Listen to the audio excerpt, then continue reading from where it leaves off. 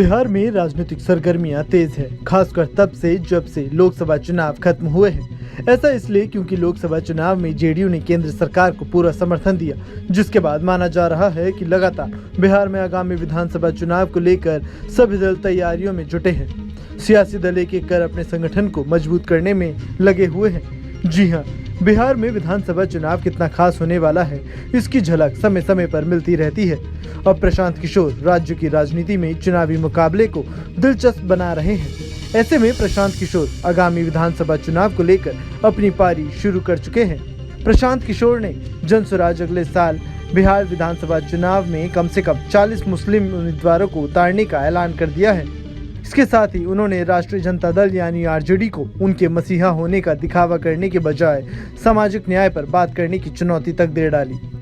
प्रशांत किशोर ने कहा, लालू यादव को सामाजिक की चिंता नहीं है, बल्कि अपने लाडले की चिंता है। मैं आज इस मंच से खुला ऑफर देता हूं, अगर हिम्मत है तो जहां से आरजेडी चुनाव जीती है वहां से अल्पसंख्यक को टिकट दे। मेरा वादा है कि मैं मुसलमान कैंडिडेट नहीं खड़ा करूंगा।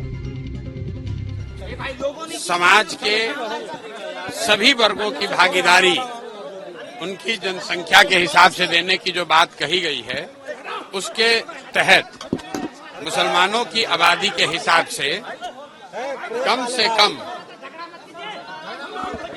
कम 40 विधानसभा सीटों पर मुसलमान समाज के काबिल लोगों को चुनाव लड़ाने का ऐलान पहले से किया गया है। और ये जो जनसुराज में पहले से अन्य वर्गों के लिए बात कही गई है, उसके अनुरूप है, ये कोई अलग नहीं है।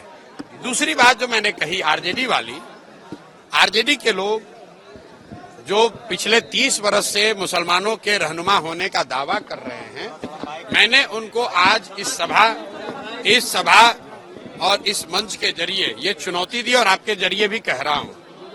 अगर वो ये कह रहे हैं कि भाई जनसुराज के लोग आएंगे, वो मुसलमान अगर उनको वोट देगा तो वोट बटेगा, तो मैं उनको कह रहा हूं कि जहां पर भी मुस्लिम उम्मीदवार आपके जीते हुए हैं, आप खड़ा करो मुस्लिम उम्मीदवार।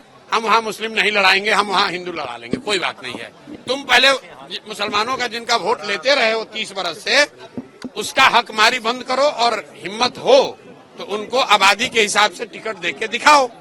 वोट तो तुमने लिया है, ये हमने उनको चुनौती दी है। अगर वो स्वीकार कर लें तो बिल्कुल जो मुस्लिम उम्मीदवार को खड़ा करेंगे, हम लोग वहां मुस्लिम नहीं लड़ाएंगे। अरे भैया, दल बना नहीं और आप सीएम कौन होगा? अगले साल 2025 में जनसुराज का मुख्यमंत्री बनेगा, जनसुराज की सरकार बनेगी, उसमें इफ बट किंतु परंतु मत रखिए। प्रशांत किशोर ने कहा कि बिहार की राजनीति में अल्पसंख्यकों की दावेदारी लगातार घट रही है। इसके लिए उन्होंने राष्ट्रीय जनता दल को जिम्मेदार ठहराया है। उन्होंने कहा कि वे लालू तेजस्वी चाहते हैं कि अल्पसंख्यक हमारे पीछे चलते रहें, भले ही उन्हें कुछ खास हासिल ना हो।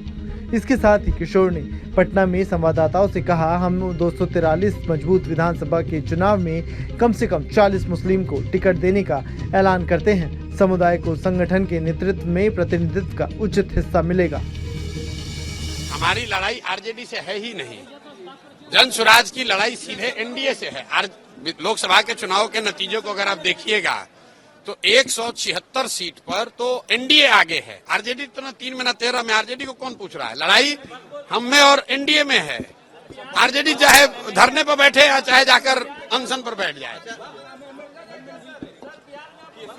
देखिए, वक्फ अमेंडमेंट बिल में ये दिखाता है कि जब तक मुसलमानों की या फॉर दैट मैटर किसी भी समाज की राजनीति में भागीदारी नहीं होगी। एक मिनट रुको भाई, काहे घबरा रहे हो?